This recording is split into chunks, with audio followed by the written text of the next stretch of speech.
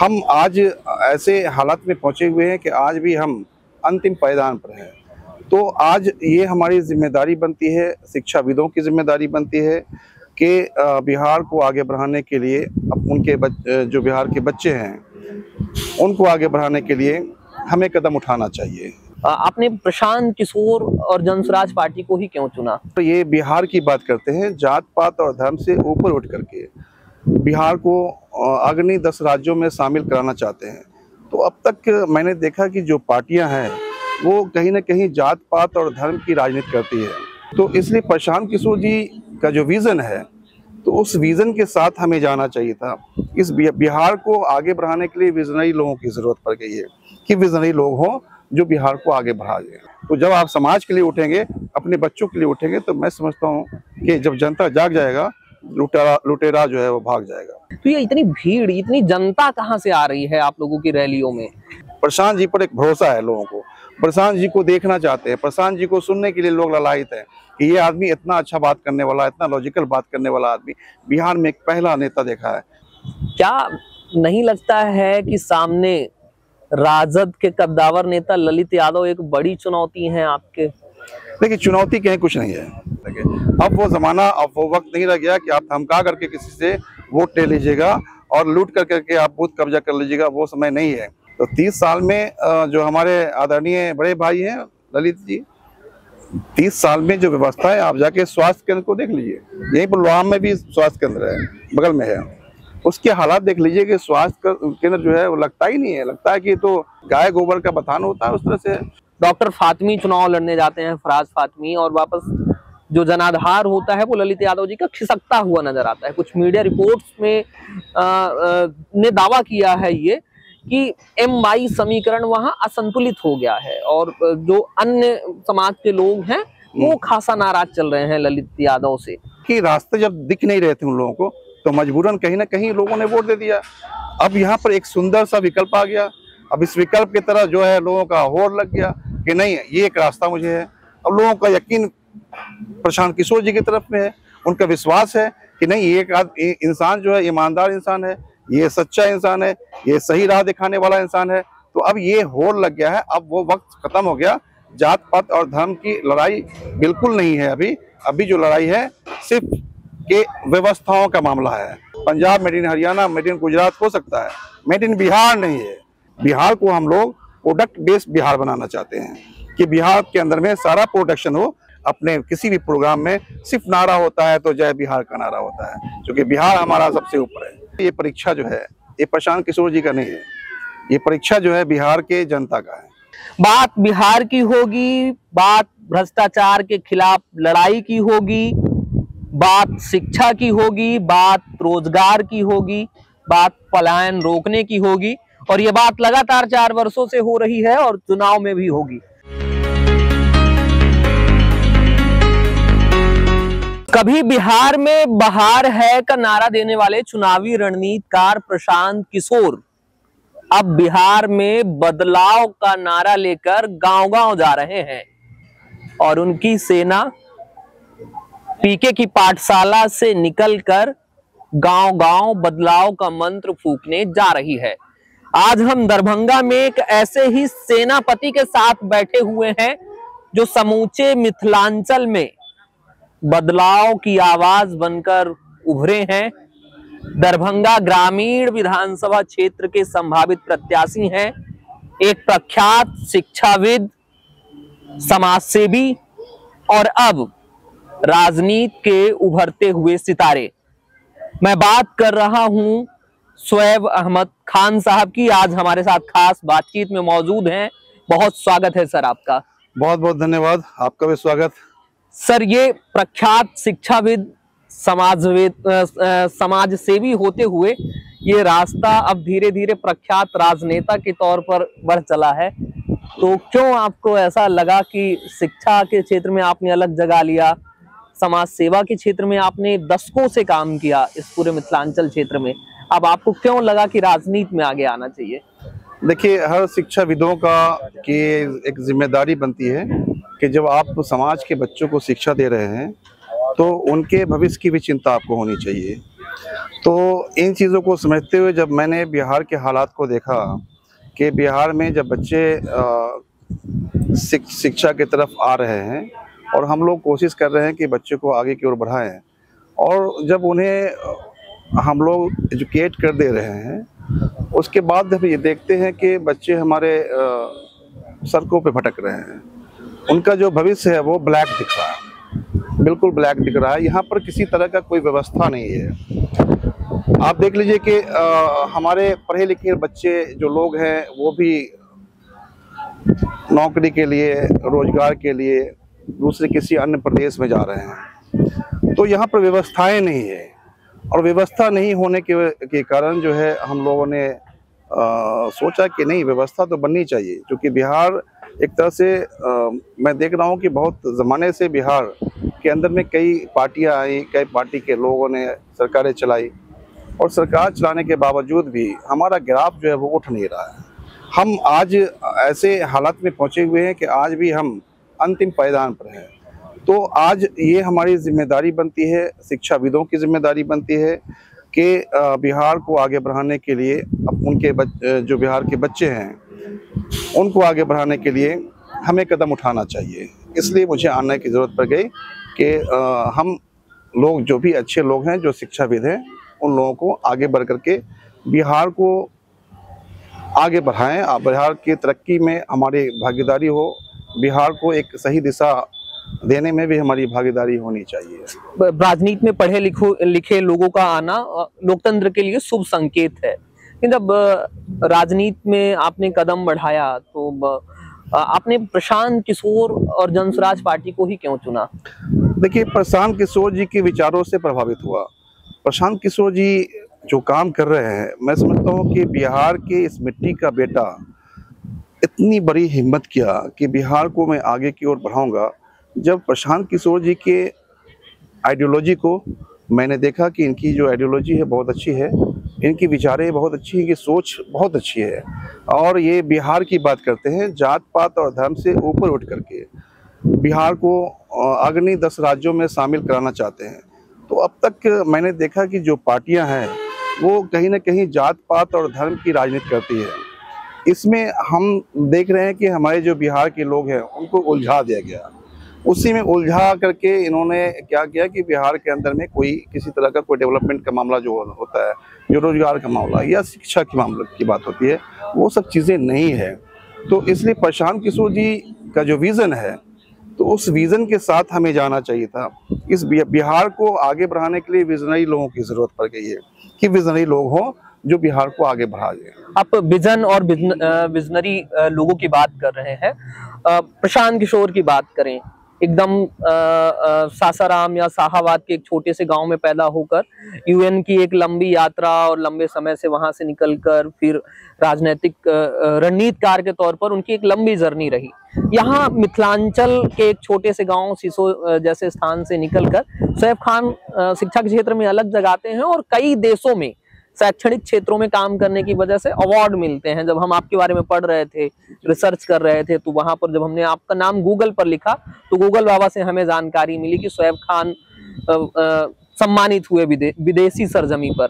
तो आपने विदेश का कल्चर देखा, वहां की शैक्षणिक प्रणाली देखी दूसरे अन्य देशों की। प्रशांत के पास भी वो लंबा अनुभव रहा है, और जब आप मिथिलांचल वापस आ जाते हैं, एक लंबे समय से आप शिक्षा के पेशे में भी रहे हैं, तो क्या अंतर आपको देखने को मिलता है? यहाँ के जो शासकीय विद्यालय हैं, मिथिलांचल के जो दरभंगा ग्रामीण, मनीगाछी, राजे, यहाँ के जो छोटे छोटे गांव के विद्यालय हैं, उन विद्यालयों में और बाहर के विद्यालयों में या दूसरे राज्यों के विद्यालयों में क्या अंतर आपको देखने को मिलता है? देखिए, यहाँ के जो विद्यालय है, सबसे पहले वहाँ पर जो मूलभूत समस्याएं हैं विद्यालय के अंदर में, जो उनका स्ट्रक्चर है, आप देखिएगा जाकर के, तो वहाँ पर परेशानियाँ क्या है कि सही से क्लासरूम भी नहीं है, बच्चों को पानी पीने का कोई भी मैं देखता हूँ कि इंतज़ाम नहीं है, शौचालय का इंतज़ाम नहीं है।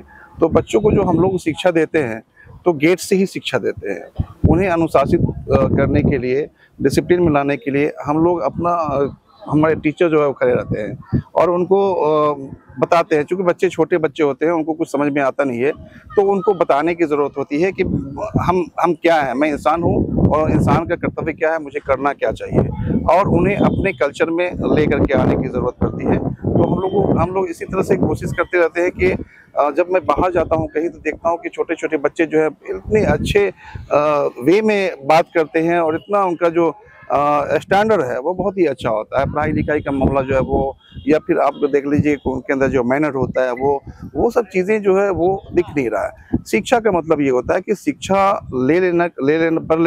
कर लेना और एक सर्टिफिकेट ले लेना, इसको ही शिक्षा नहीं कहा जाता। अभी शिक्षा की बात हम कर रहे हैं। एक समय रहा, एक दौर रहा यहाँ लालू जी वाला मॉडल शिक्षा। जब लालू जी के मॉडल, मैं खुद मध्य प्रदेश से आता हूँ, तो हम सुना करते थे कि चरवाहा विद्यालय बिहार में खोली गई। बिहार की शैक्षणिक व्यवस्थाओं पर लंबे समय से मजाक चलता रहा है। वापस सुशासन बाबू आए, नीतीश कुमार जी का राज आया, कुछ हालात सुधरे, इंफ्रास्ट्रक्चर थोड़ा बेहतर हुआ। अभी जन सुराज आएगा, 5 काम हो जाएगा, 5 चीज हो जाएगा की बात हो रही है। उस पर एक बात विश्व स्तरीय शिक्षा की हो रही है। तो अभी जो यहाँ पर बात करें आपके विधानसभा क्षेत्र में, या पूरे मिथिलांचल या पूरे बिहार की बात करें, तो आप लोग विश्व स्तरीय शिक्षा की बात कर रहे हैं, बुजुर्गों को 2000 पेंशन देने की बात कर रहे हैं। तो ये जो मुद्दे आए, इसको आपने पार्टी के मैनिफेस्टो में आप लोगों ने शामिल किया, तो जनता के बीच जब जा रहे हैं तो जनता का आउटपुट क्या निकल के आ रहा है? देखिए, जनता त्रस्त है। जनता के पास में कोई ऑप्शन नजर नहीं आ रहा था, विकल्प नहीं था। विकल्प की वजह से, उसकी कमी की वजह से मजबूरी में जनता वोट दे रही थी। जनता को कोई रास्ता दिख नहीं रहा था। मैं शुक्रगुजार हूँ माननीय प्रशांत किशोर जी का, जो एक ऐसी सोच, एक ऐसे विचार लेकर के बिहार के लिए आए हैं कि एक ऐसा ऑप्शन लेकर के आ गए हैं कि जनता बहुत खुश है। आज के युवा जो है वो प्रशांत किशोर के फैन हो चुके हैं। युवाओं को जो दिख रहा है कि प्रशांत किशोर में उनका भविष्य दिख रहा है। प्रशांत किशोर बिल्कुल लॉजिकल बात करते हैं। प्रशांत किशोर जी जो है वो आलतू फालतू बात नहीं करते हैं। प्रशांत किशोर जी बिहार की बात करते हैं और बिहारी की बात करते हैं। तो कहीं ना कहीं बिहार, हम बिहारी हैं तो बिहार का उत्थान होना चाहिए। हम मेहनती भी हैं, हम पढ़ने की प्रयास भी करते हैं, लेकिन मुझे संसाधन नहीं मिल पाता है। वो वे तलाश कर रहे हैं हम लोग, तो वे मिल नहीं पा रहा था। तो प्रशांत किशोर जी सबसे पहले शिक्षा की बात करते हैं कि शिक्षा ही एक ऐसा रास्ता है जिससे हम हर सफर तय कर सकते हैं। शिक्षा एक ऐसी चीज है कि अंधकार से प्रकाश में लाने की चीज है। शिक्षा एक ऐसा चीज है कि अच्छे बुरे को पहचानने की चीज है। शिक्षा एक ऐसा चीज है जिससे आप अच्छी सोच, अच्छी विचारधारा अपने अंदर पैदा कर सकते हैं। शिक्षा एक ऐसी चीज है कि जो उसमें अपने बुजुर्गों को की अहमियत, अपने माँ बाप, अपने परिवार और अपने समाज, अपने लाइबिलिटी को समझने की कोशिश करता है इंसान। तो शिक्षा की जरूरत है, और यही शिक्षा का ग्राफ हमारे यहाँ सबसे गिरा हुआ है, नीचे है। तो इसलिए हम लोग ये चाहते हैं कि पहले बच्चों को शिक्षा दी जाए। आज देख लीजिए कि शिक्षा इतना महंगा हो गया है कि हम कह नहीं सकते। आप देख लीजिए, आप ग्रेजुएशन कर रहे हैं बिहार के अंदर में, हालात क्या है पता है आपको? पहले 88 से पहले आप देखते थे कि ग्रेजुएशन 2 साल में होता था, उसके बाद 88 के बाद 3 साल में हुआ, अब 4 साल कर दिया गया है। अब 4 साल में क्या हो गया कि 32 बार एग्जामिनेशन होता है। हालात ये बना हुआ है कि अब देख लीजिए कि यहाँ पर जो लोग के सेमेस्टर है, सेमेस्टर इनको साल में 2 सेमेस्टर पूरा करना है। 2 सेमेस्टर के बाद फिर आप देख लीजिए कि इनका जो थ्योरी का मामला आ जाता है, उसके बाद फिर प्रैक्टिकल हो जाती है। तो साल में जो है आप देख लीजिएगा प्रैक्टिकल और इन सब चीजों को लेकर के आप देखिएगा 32 बार लड़कों को एग्जाम देना पड़ता है, और 32 बार में इनका पूरा समय निकल जा रहा है। बच्चे सड़कों पे इसलिए भटक रहे हैं ताकि उनका पूरा लाइफ ही खत्म हो जा रहा है। अब 4 साल में हम लोग जो है वो मेडिकल का जो एग्जामिनेशन होता है, मेडिकल की तैयारी कर करके हम डॉक्टर बन जाते हैं, इंजीनियर बन जाते हैं, और 4 साल में आप देख लीजिएगा कि वो ग्रेजुएशन करने में उनको परेशानियां आती है। छोटा छोटा अगर त्रुटियां हैं, तो बच्चे जो है अगर किसी नाम में मिसमैच हो गया, किसी चीज में मिसमैच हो गया, वो यूनिवर्सिटी की चक्कर लगा रहा है। आज हालत ये बना हुआ है कि वो अपने जिंदगी का पूरा आधा जिंदगी जो है वो फोटो स्टेट कराने में और यूनिवर्सिटी के चक्कर में और ये 32 बार एग्जामिनेशन में परेशान हो जा रहा है, और आपको हर सेमेस्टर के बाद जो है आपको एडमिशन लेना पड़ रहा है। ये बड़ी चुनौती है। और प्रशासनिक स्तर पर बात करें या विश्वविद्यालय प्रबंधन, ये उच्च शिक्षा का जो मॉडल है, इनके ये सवालिया निशान खड़ा करता है, बच्चे परेशान होते हैं इसमें। अब लौट के आते हैं आपके विधानसभा क्षेत्र की तरफ, दरभंगा ग्रामीण। अब दरभंगा ग्रामीण में आप जा रहे हैं, अभी 5 बड़ी सभाएं आपने की उस क्षेत्र में, तो कौन कौन सी जन समस्याएं आपको देखने को मिल रही है दरभंगा ग्रामीण में? देखिए, दरभंगा ग्रामीण में समस्याओं का कमी नहीं है।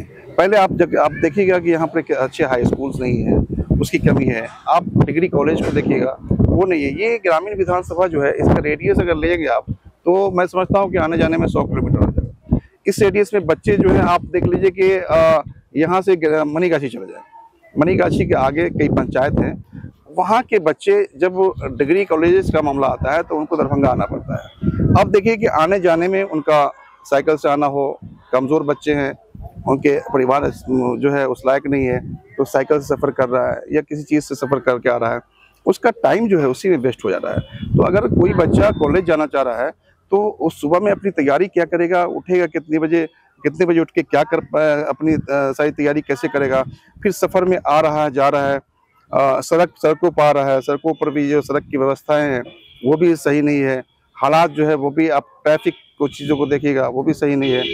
तो सुरक्षा व्यवस्था के मामले में भी ये कमज़ोर है। हमारे बच्चों का टाइम इन्वेस्ट हो जा रहा है, बर्बाद हो जा रहा है, वो सही से पढ़ नहीं पा रहे हैं, वो सही से सोएंगे नहीं तो बच्चे फ्रेश कैसे हो पाएंगे। तो यहाँ पर शिक्षा के लिए आपको सारे पॉइंट पर, सारे बिंदुओं पर बात करना होगा, ध्यान रखना होगा, और ध्यान रख करके तब किसी चीज़ को आप लागू कीजिए। आज बच्चे जो है वो सिर्फ, मैं बता रहा हूँ कि अपना पूरा का पूरा टाइम यूनिवर्सिटी में ख़त्म कर देते हैं, वो आगे क्या कमाएगा, अब क्या प्लान करेगा। और अगर इन चीज़ों को ग्रेजुएशन कर करके अगर सर्टिफिकेट लेकर के आता भी है तो उसका जो फ्यूचर है वो ब्लैक है, कहीं कोई व्यवस्था नहीं है। अगर जनसुराज पार्टी आप पर भरोसा जताती है, स्कूल का बस्ता लेकर अगर शोएब खान साहब दरभंगा ग्रामीण की सड़कों पर या दरभंगा ग्रामीण के गांव-गांव तक जाते हैं, तो क्या बातें वो कह रहे होंगे जनता के बीच, क्या बातें आपने क्या प्लान किया होगा कि जनता के बीच कौन सी बातचीत होगी स्कूल के बस्ता के साथ? देखिए, जनता को अभी तक हम लोग अलग जगा रहे हैं, हम उनके अंदर जो सोई हुई चेतना है हम उसको जगा रहे हैं कि आप जो है अपने बच्चे के भविष्य के जिम्मेदार आप खुद हैं। आपने सबको वोट दिया है, सारी पार्टी को देख लिया है, सारी पार्टियों ने मिल करके भी बिहार की व्यवस्था को नहीं सुधारा। हम आए हैं एक अच्छी सोच से, एक अच्छी विचारधारा से, एक अच्छे नियत से आए हैं कि हम जन कल्याण को करें, हम उन बच्चों का अधिकार दें जिनका हक है, जिनका अधिकार है पढ़ने का, शिक्षा का अधिकार है, उनको शिक्षा मिल पाए। हम जाएंगे लोगों के बीच जाते हैं और जाकर के ये बताते हैं कि आप तो हमेशा वोट अपने लिए दिया, या मंदिर मस्जिद के नाम पर दे दिया, या फिर जात पात के नाम पर दे दिया, धर्म के नाम पर दे दिया, लेकिन कभी आपने अपने बच्चों की चिंता नहीं की, आपने अपने बच्चों की शिक्षा के लिए, उनके भविष्य के लिए वोट नहीं दिया है। तो हम लोग इस बार जो है हम भरोसा दिलवा रहे हैं कि आप इस 5 साल के लिए आप वोट दीजिए। आप लोकतंत्र ने आपको ये अधिकार दिया है, ये राइट दिया है कि जब व्यवस्थाएं सही नहीं हो तो तुम्हारे उंगली में ये पावर है कि तुम उंगली के बटन को दबा करके अपने हक के लिए, अपने बच्चों के हक के लिए, अधिकार के लिए सरकारें बदल दो। तो ये राइट है, इस हमारे देश के अंदर भी इस लोकतंत्र ने हमें अधिकार दिया है कि सिस्टम अगर सही नहीं हो तो सिस्टम को बदलने के लिए जनता के पास एक वोट का अधिकार है। ये एक वोट का अधिकार एक राजा को भी है और एक जो नौकरानी है उसको भी है। आप तो वो वोटर अधिकार की बात कर रहे हैं। बिहार में राहुल गांधी जी वोटर अधिकार यात्रा निकाल रहे हैं, कह रहे हैं कि वोट चोरी हो रही है, चुनाव आयोग पर तमाम तरह के आरोप लग रहे हैं। प्रशांत किशोर जी ने भी सवाल उठाया जिस तरीके से SIR की पूरी प्रक्रिया चल रही है। तो क्या दरभंगा ग्रामीण क्षेत्र में, मनीगाछी और आपका जो विधानसभा क्षेत्र है या मिथिलांचल में, क्या ऐसी स्थिति आपको भी देखने को मिल रही है कि मतदाता सूची में नाम जुड़वाने को लेकर या वहां कोई ऐसे व्यक्ति जो मतदाता सूची में रहे हों उनका नाम पृथक कर दिया गया हो? वोटर लिस्ट के मामले आपके सामने आ रहे हैं? बहुत सामने आ रहे हैं। बहुत लोग हैं जो कम पढ़े लिखे लोग हैं, जिनके पास में इसकी समझ नहीं है। जो लोग अभी तक, बहुत से ऐसे लोग हैं ग्रामीण इलाके में, आप जाके देखिएगा, उनको इन सब चीज़ों को की जानकारी है भी नहीं, उनका नाम कट गया उनको ये भी पता नहीं है। तो हम लोग जाकर के पूछते हैं कि आप लोगों ने ये काम किया है, तो बोले बाबू हमको पता ही नहीं है। उन लोगों का काम हम लोग करवाते हैं कि नहीं आपका नाम होना चाहिए, आप लेकर के आइए। तो ऐसा मामला है कि बहुत से लोगों का नाम काट दिया गया है, और काटने के बाद जो हंगामा हो रहा है, प्रशांत जी भी इन चीज़ों के लिए आवाज़ उठाए हैं। तो अब यहाँ पर ये है कि अब देखिए कि चुनाव आयोग करता क्या है। चुनाव आयोग पर सवालिया निशान खड़ा हुआ है, और जो हमारे बड़े नेता हैं ये लोग इन चीज़ों के लिए आवाज़ उठा रहे हैं, और हम लोग स्थानीय मुद्दे जो हैं और स्थानीय परेशानियाँ जो भी हैं उनको लेकर के हम लोग अपना काम यहाँ से कर रहे हैं। बड़े नेता हैं जो वो अपना वहाँ कर रहे हैं। तो हम लोग देख रहे हैं कि जहाँ तक कोशिश हमारी होगी कि कि हम लोग उन सभी लोगों को जा करके चिन्हित कर रहे हैं कि जिनका नाम नहीं है उनका नाम आना चाहिए, उनके लिए है। आप देख लीजिए, कम से कम हम समझते हैं कि 30 से 40 हजार लोग अभी भी यहाँ पर हैं जिनका नाम दर्ज नहीं हो पाया, कटा हुआ है, सिर्फ डिलीट हो गया है। अब परेशान है लोग वहाँ पर। तो अब ये देखिए कि कब क्या होता है, उसके लिए तो बड़े बड़े नेता हैं, वो लोग काम कर रहे हैं और इन मुद्दों को हम लोग जो है कलेक्ट कर करके अपने नेताओं को जो बड़े हैं हमारे, तो उनको भेज रहे हैं कि ताकि आप लोग भी इन मुद्दे पर आवाज उठाइए, लड़िए। जी, एक स्थिति यहाँ मुझे मध्य प्रदेश से फोन आ रहे हैं लगातार। अभी दरभंगा ग्रामीण, अगर दरभंगा जिले की बात करें, प्रशांत किशोर जी बहादुरपुर आते हैं, बेनीपुर आते हैं और भारी संख्या में भीड़ देखने को मिलती है। मिथिलांचल में हरलाखी आते हैं, झंझारपुर आते हैं। तो ये इतनी भीड़, इतनी जनता कहाँ से आ रही है आप लोगों की रैलियों में? फोन बिहार के बाहर के भी जो मेरे बिहार के जो मित्र हैं और अभी बिहार से बाहर हैं, वो भी फोन करके हमसे पूछ रहे हैं। हम यहाँ कवर कर रहे हैं, लगातार चीजों को दिखा रहे हैं, तो कि प्रशांत किशोर जी की रैलियों में भीड़ कहाँ से आ रही है?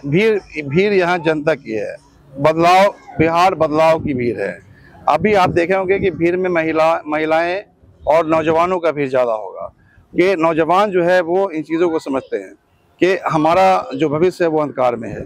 महिलाएं वो समझते हैं कि हमारे बच्चों का भविष्य जो है वो अंधकार में है।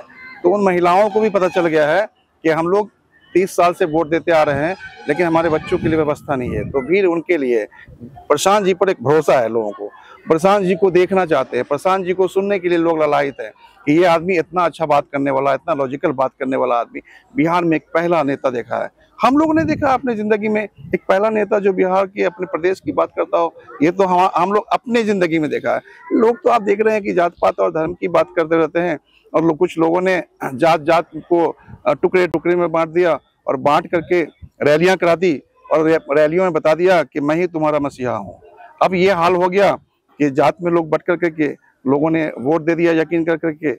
उसके बाद जात का हालत देख लीजिए, आज सही से घर पे घास नहीं है लोगों को। आप बदहाली अगर देखना है तो इस विधानसभा के गांव में चलिए, जब गांव में देखिएगा कि आज भी ऐसा जो हम सोच नहीं सकते हैं, उससे भी बुरा हाल है यहाँ का। अभी विधानसभा क्षेत्र में ही आते हैं, आपके विधानसभा क्षेत्र में क्या नहीं लगता है कि सामने राजद के कद्दावर नेता ललित यादव एक बड़ी चुनौती है आपके? देखिए, चुनौती कहीं कुछ नहीं है। चुनौती कहीं, जब हम काम अच्छा करते हैं, अगर हमने काम बहुत अच्छा किया हुआ है तो हमें डरने की जरूरत होती नहीं है। चुनौती वनौती कुछ है नहीं। जनता किसी का नहीं है। जनता को हम लोगों ने उनका अलग किस तरह जगाया हुआ है कि जनता देख रही है कि हमारे लिए जो काम किया है उसको हम वोट देंगे। अब वो जमाना, अब वो वक्त नहीं रह गया कि आप धमका करके किसी से वोट ले लीजिएगा और लूट करके आप बूथ कब्जा कर लीजिएगा। वो समय नहीं है। अभी जो है हर लोग तैयार है अपने हक की लड़ाई के लिए, अपने अधिकार की लड़ाई के लिए। तो आप देख रहे हैं कि 30 साल में जब बदहाली दूर नहीं हुई, तो 30 साल में जो हमारे आदरणीय बड़े भाई हैं ललित जी, 30 साल में जो व्यवस्था है, आप जाके स्वास्थ्य केंद्र को देख लीजिए।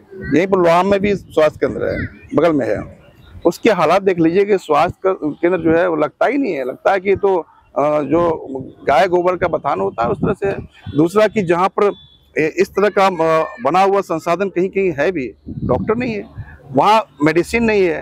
तो ये चीजें करने से फायदा क्या हो गया? आप देखिए, किसी तरह का कोई भी आप जो होता है कि जो गरीब लोग हैं, परेशान लोग हैं, जो लोग जाना चाहते हैं कि मुझे हॉस्पिटल से या जो PHCs जो भी है उसके हालात वहाँ पर देख लीजिए, किसी तरह का कोई संसाधन नजर नहीं आएगा। किसी का इमीडिएट वहाँ पर आप जाकर के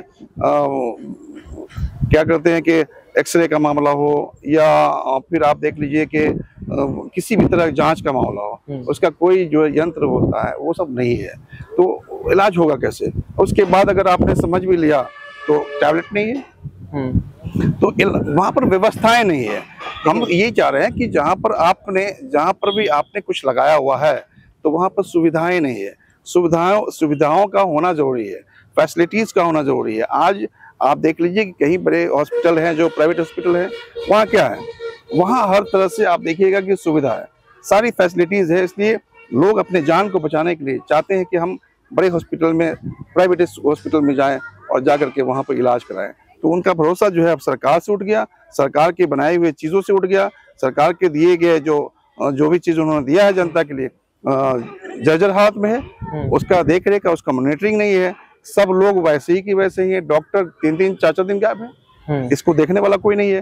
तो अब लोग क्या करें, अपने आप को तो मर नहीं जाएगा, अपने जमीन जथा को बेच करके, अपने कोई पूंजी रखा हुआ है, गहना जेवर है, उसको बेच करके अपने परिवार के लोगों को बचाने की कोशिश करता है, और उसमें क्या होता है कि उसकी हालत और बदतर हो जाते हैं। इसलिए ये हालत है कि आज जो आप भुखमरी का हालत देख रहे हैं, रीजन यही है।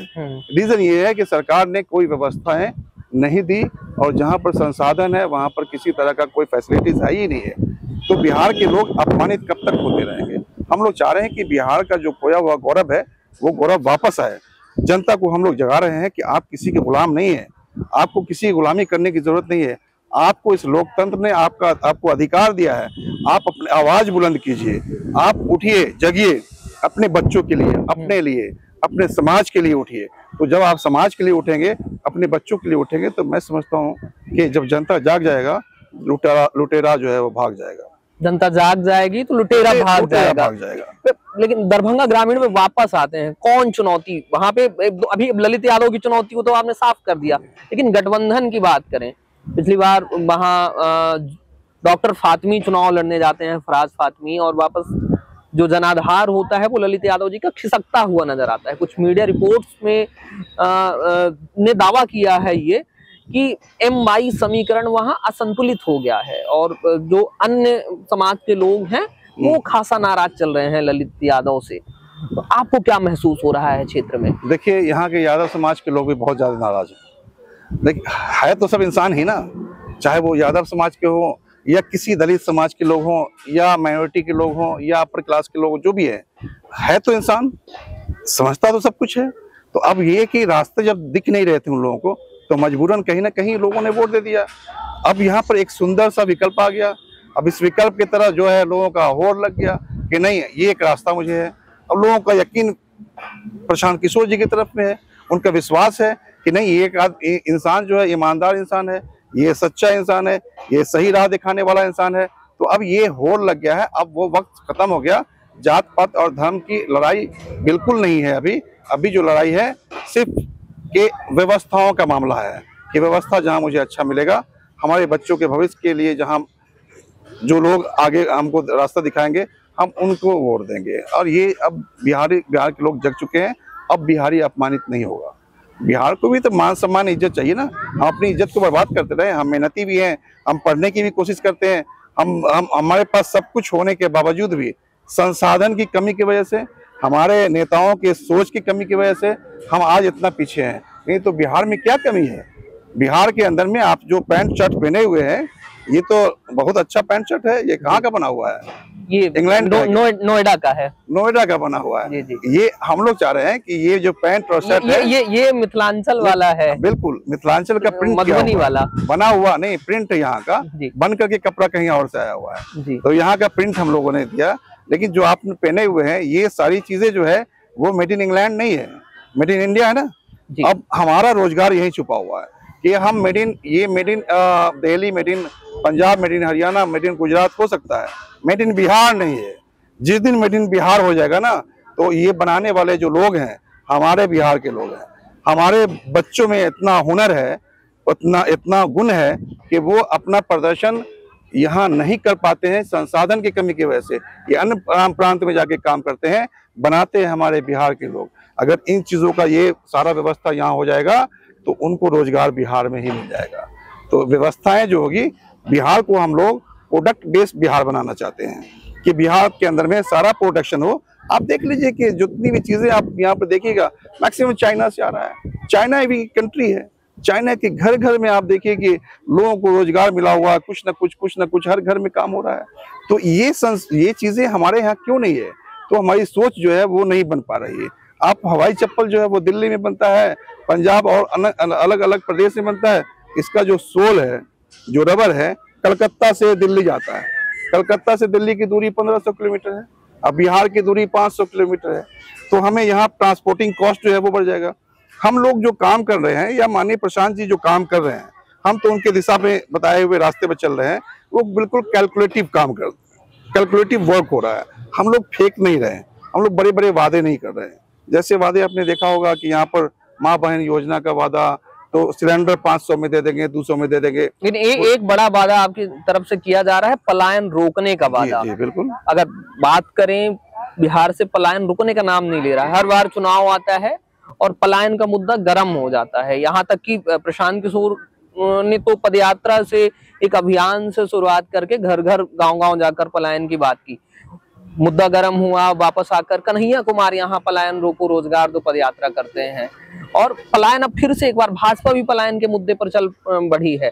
तो पलायन को कितना बड़ा मुद्दा मान रहे हैं, और क्या पलायन रोकने में सारे लोग प्रशांत जी को कॉपी कर रहे हैं। सारे लोग प्रशांत जी को कॉपी कर दिए। ये मुद्दा आज नहीं, 4 साल पहले लेकर के प्रशांत जी आए थे।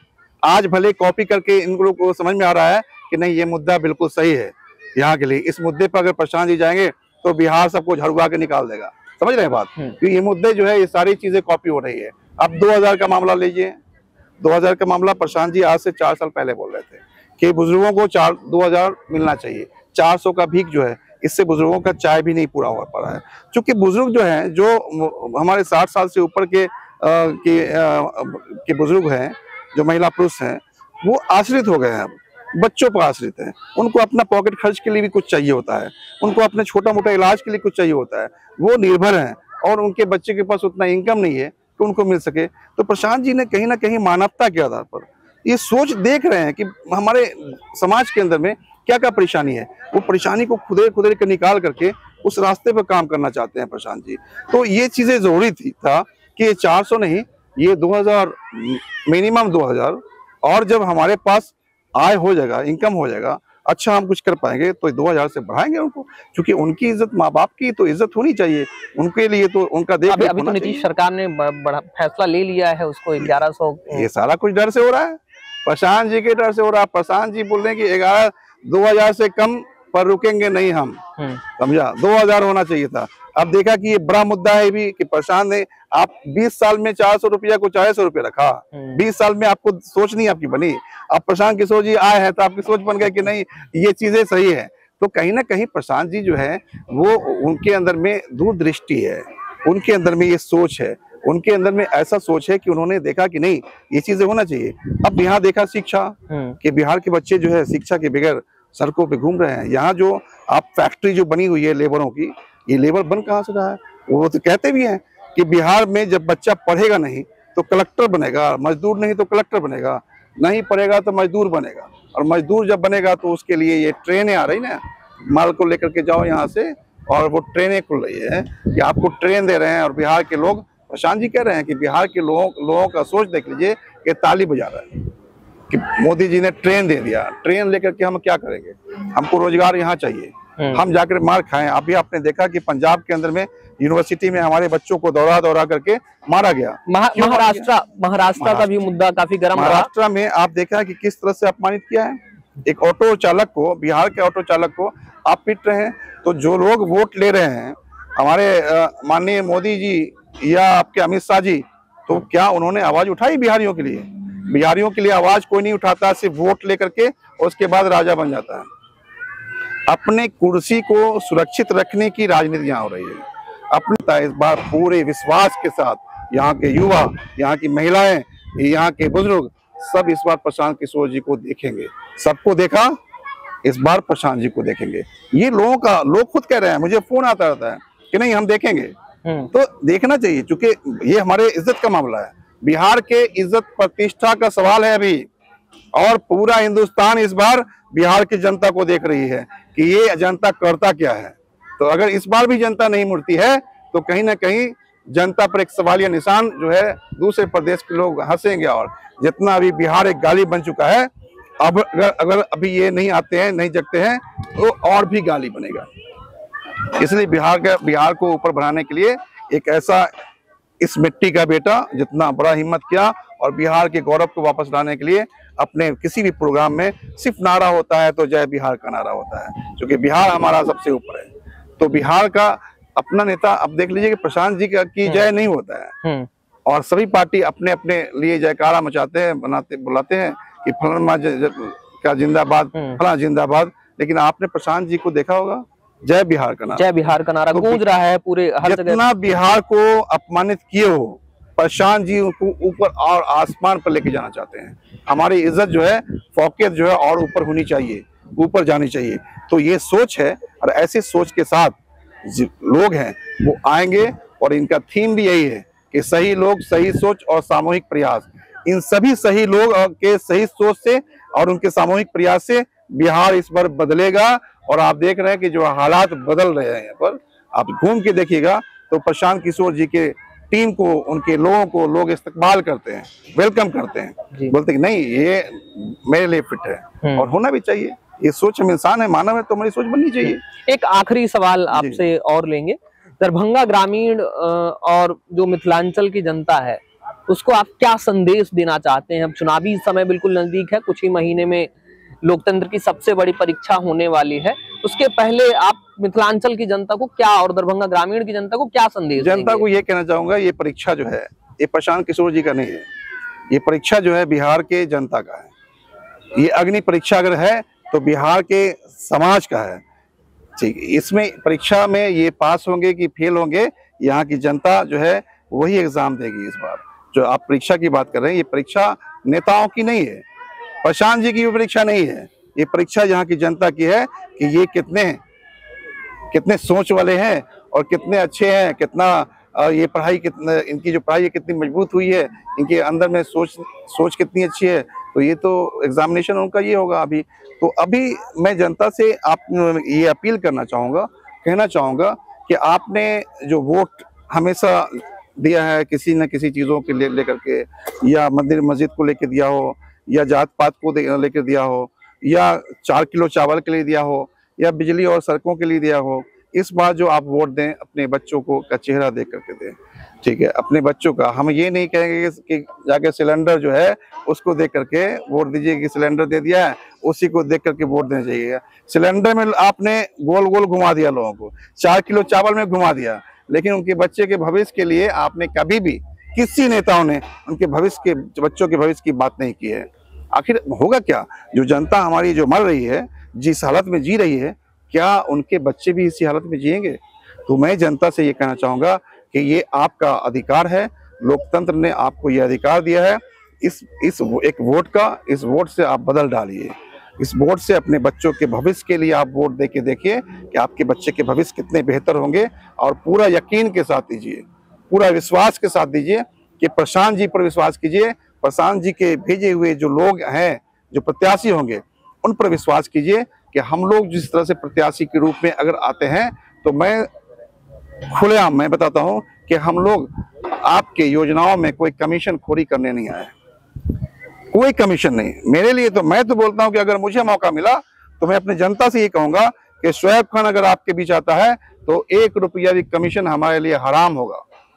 मैं कमीशन खोरी नहीं, जब मैं कमीशन बंद करूंगा तो मेरे नीचे जितने भी हैं बाबू सब बैठे हुए हैं चेयर पर, जो कमीशन खोरी कर करके काम कर रहे हैं, वो सब बंद करेंगे। आप देखिए, कभी आपने सुना था कि 20-20, 22-22, 25-25 पुल गिर रहा है? आपने सुना कभी?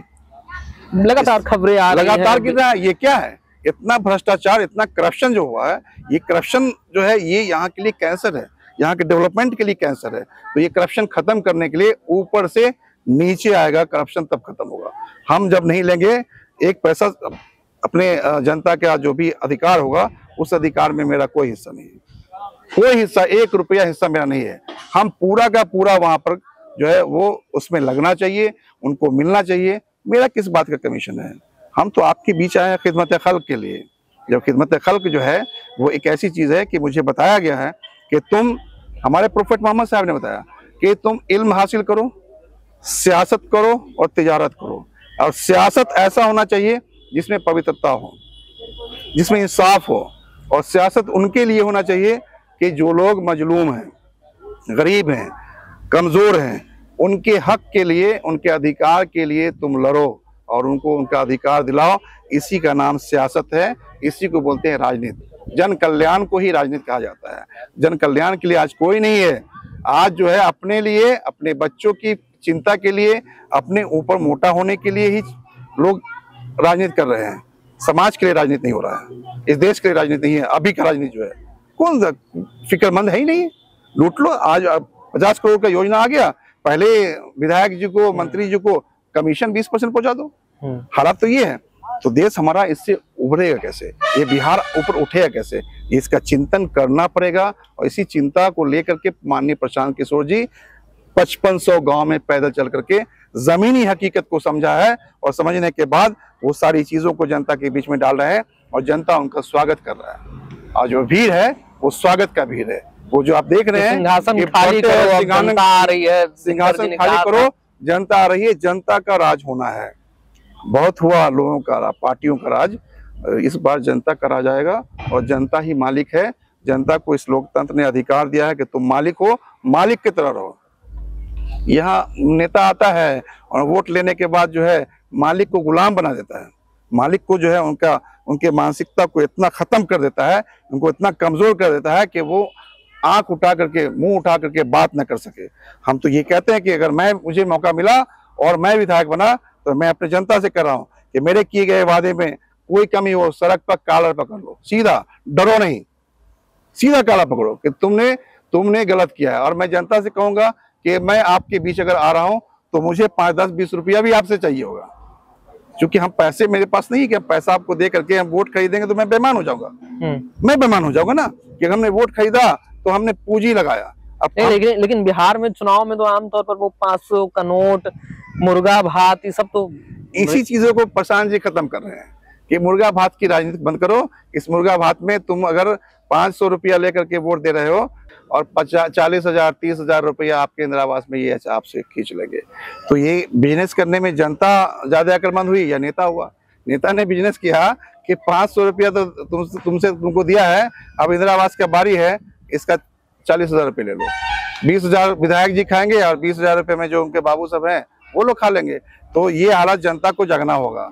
आपके किसी भी योजनाओं में इनका कमीशन होगा, कमीशन खोरी करेंगे आपको 500 रुपया दे करके, और ये आपके हर चीजों में कमीशन। आप देख लीजिए ना कि आपका अगर दाखिल खारिज होगा 6,000, 10,000, 12,000 लेंगे। आप एक पासपोर्ट बनाने जाइएगा 2,000 रुपया लेगा। तो इन सब चीजों को अगर बंद करना है तो आपको 150 रुपया मुझको दीजिए, 50 रुपया दीजिए, हम 50,000 रुपया आपका बचाएंगे। मैं जनता को ये कह रहा हूँ कि अगर आप 50 रुपया मुझे दिया तो आपका दावा मुझ पर हो जाएगा, लेकिन हमने अगर आपको दिया तो आप हमसे आंख मिला के बात नहीं कर सकते हो, आप अपने हक के लिए मेरे पास नहीं आ सकते हो, और मैं आपको दूर भगा दूंगा कि तुमने वोट तो दिया लेकिन पाए लेकर के, पैसा लेकर दिया। तो इससे जनता का भी इज्जत खराब होता है, और नेता को तो मतलब ही नहीं है। नेता तो अब आज के वक्त में नेता इतना गिर चुका है कि लोग जो है अब आज राजनीति में आना नहीं चाहते हैं। अच्छे लोग जो है अब राजनीति में नहीं आना चाहते हैं, क्योंकि लोगों ने मोरल इतना गिरा लिया है ना इस राजनीति के अंदर में, ये कह नहीं सकते। ये राजनीति बहुत साफ सुथरी चीजें थी कि हम किसी के इंसाफ के लिए, किसी के हक के लिए लड़ाई लड़ रहे हैं, तो ऐसा कर दिया है कि हम कह नहीं सकते। तो हम लोगों की जो राजनीति होगी, हमारे यहाँ राइट टू रिकॉल क्यों आया है? भारत के इतिहास में ये जनसुराज एक ऐसी पार्टी है जो राइट टू रिकॉल लेकर के आई है। राइट टू रिकॉल में अगर कोई भी नेता इस तरह से करप्शन में लिप्त है, और यहाँ 501 लोगों का हमारा कमेटी है, इसमें से 255 लोग अगर भेज देते हैं कि ये नेता, ये विधायक करप्ट है, तो हमारी विधायिका गई। तो इस वजह से कहीं ना कहीं खौफ मुझे भी होगा, और ये बिल्कुल ट्रांसपेरेंट राजनीति है। इस राजनीति को भी अगर यहाँ की जनता पसंद नहीं करती है, तो मुझे ये समझ में आता है कि इस लोगों का जो दुर्दशा है, इस दुर्दशा का जिम्मेदार यहाँ की जनता है। तो ये थे हमारे साथ दरभंगा ग्रामीण विधानसभा क्षेत्र के संभावित प्रत्याशी और शिक्षाविद शोएब अहमद खान साहब। बात बिहार की होगी, बात भ्रष्टाचार के खिलाफ लड़ाई की होगी, बात शिक्षा की होगी, बात रोजगार की होगी, बात पलायन रोकने की होगी, और ये बात लगातार 4 वर्षों से हो रही है और चुनाव में भी होगी। अब जनता इन मुद्दों को कितना तवज्जो देगी, चुनावी ऊंट किस करवट बैठेगा, ये तो आने वाला वक्त ही बतलाएगा। कैमरा पर्सन केशव के साथ मैं विकास भारद्वाज, फ्रंटलाइन 24।